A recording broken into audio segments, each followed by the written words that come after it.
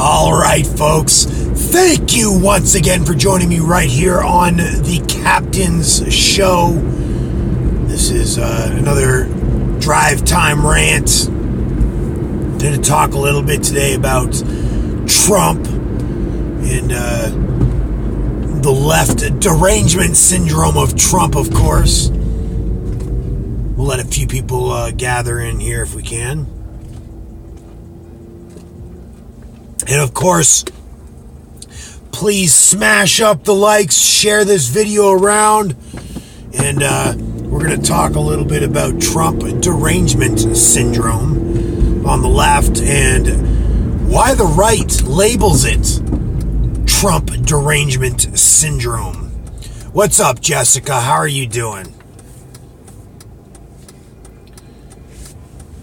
Just leaving the dispensary right now after a full day of serving some of the finest cannabis in the entire state of Arizona to some of the finest and most enlightened patients in the entire state of Arizona. And so, where did this Trump derangement syndrome come from? The actual labeling, Trump derangement syndrome. Susan's in the house! I'm doing well, Susan, doing well. Just finished up another long day, serving some of the finest cannabis in the entire state of Arizona, of course.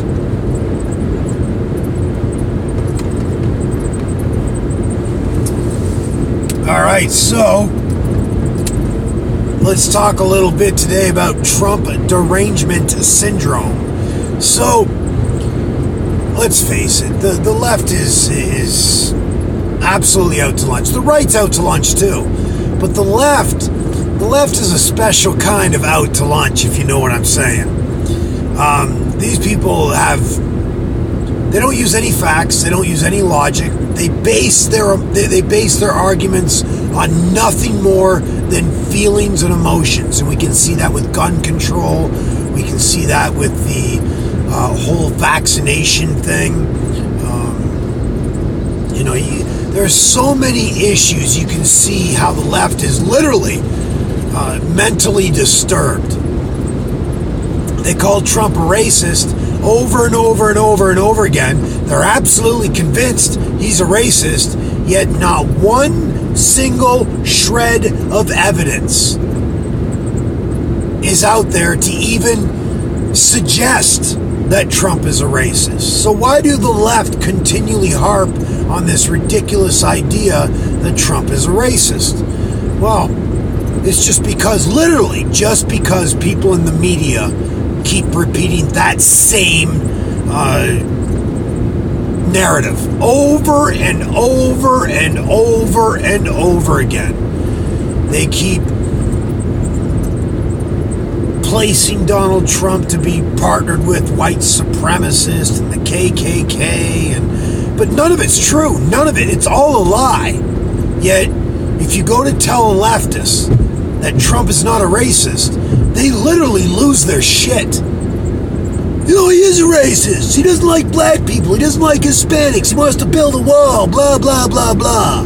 Hey, listen, I agree with you.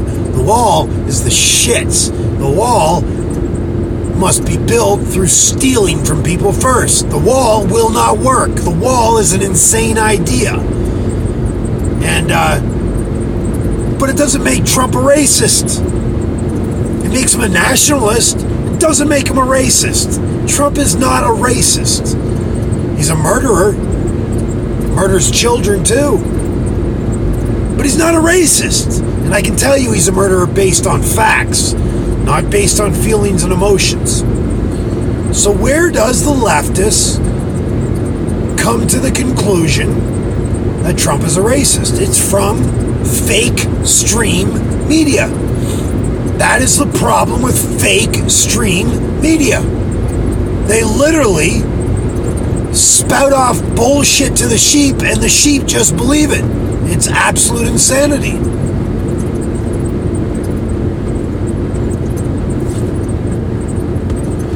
And the Republicans are just as bad. Let me make one thing perfectly clear. Fox News, they're just as partisan, and they're just as much... Well, you know what? I'm not going to say Fox News is as bullshit an organization as CNN is or NBC, but they're pretty damn close. Either way, all mainstream media is bullshit. It's stories. It's used to literally by the CIA to manipulate the public's desires, wants, needs, and emotions. They only tell you what they want you to know. They go way further than that, bro. Way further than only telling you what you need to know. They will make shit up and make you believe it if it suits their narrative. This whole Parkland shooting thing, there is no way, there is absolutely no way this is not a deep state operation. The deep state knew that this kid was a loose cannon. They knew that this kid was a patsy, could easily become a patsy. And I would not be, okay, first of all, they've had the police called on this guy 42 times, yet he didn't have one note in his file that the FBI in their background check could actually look at and say, hey, we can't sell this guy a gun. 42 times the cops were called on this kid. The FBI was told about this kid when he left a message on another YouTuber's video saying he wanted to be a professional school shooter. That's number two. The FBI dropped the ball there too. Or did they? I think the FBI and the CIA knew that this kid would go off at some point in time. And they just kept telling the local police departments to stand down. Then when the kid finally does go off, all of a sudden, the 4 cops that were outside the school were told to stand down. Why? Because they wanted that kid to murder as many other kids as possible. So they could build the narrative, push it onto the American public, and make the sheep start to scream and kick their feet and yell and cry like little babies about how we need more gun control. That is the deep state's idea. And if you don't think that the deep state will not murder innocent American citizens or have or allow innocent American citizens to be murdered to suit a political agenda, you're dead wrong. Go and download Operation Northwoods and you'll start to realize how dead wrong you really are. You'll start to even question 9/11. Operation Northwoods, there was only one man that put a stop to that. Operation Northwoods was where all the top military personnel in the American military industrial complex, all of the important people in Congress at the time, all of JFK's administration had agreed to Operation Northwoods. Operation Northwoods was where the American military industrial complex and the CIA were going to bomb American passenger jets out of the sky. And at the same time, they were going to blow up buildings in Miami. They were going to murder innocent American citizens, thousands of them.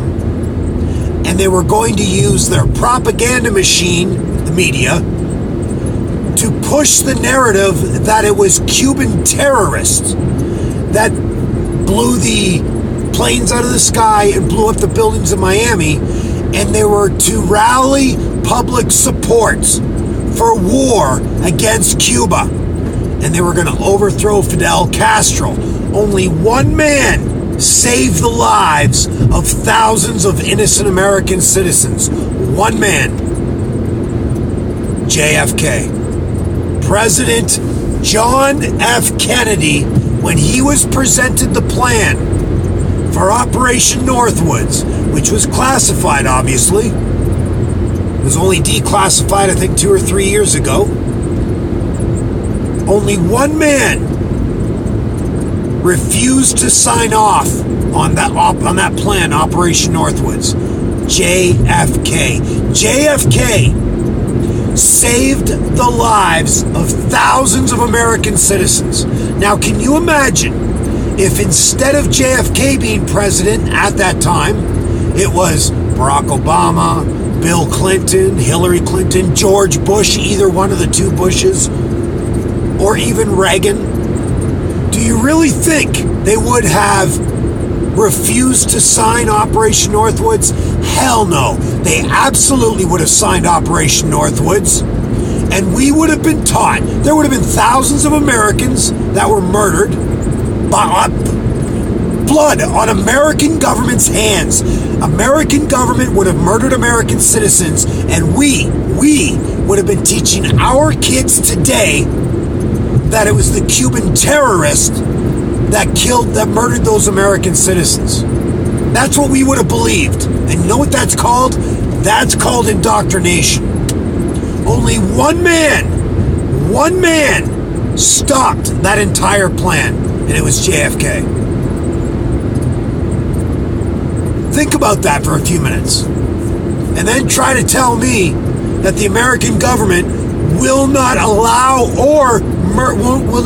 American citizens to be murdered or murder American citizens themselves in order to push propaganda that will serve a political agenda of the ruling class. That's a reality there, folks. Operation Northwoods. Google it. Google it.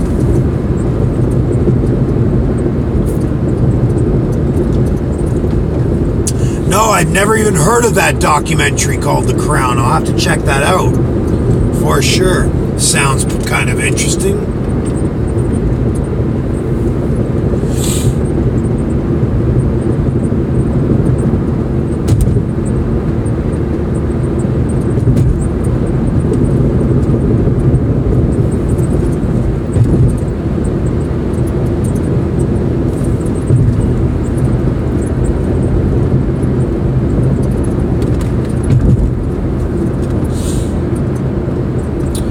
Alright guys, that's it for me today. Just a little bit of a YouTube rant here. So smash up the likes, share the video around, ask your friends to subscribe as well. We're going to be doing lots of great stuff on this channel. Also getting ready to launch another channel as well. And until next time guys, peace out.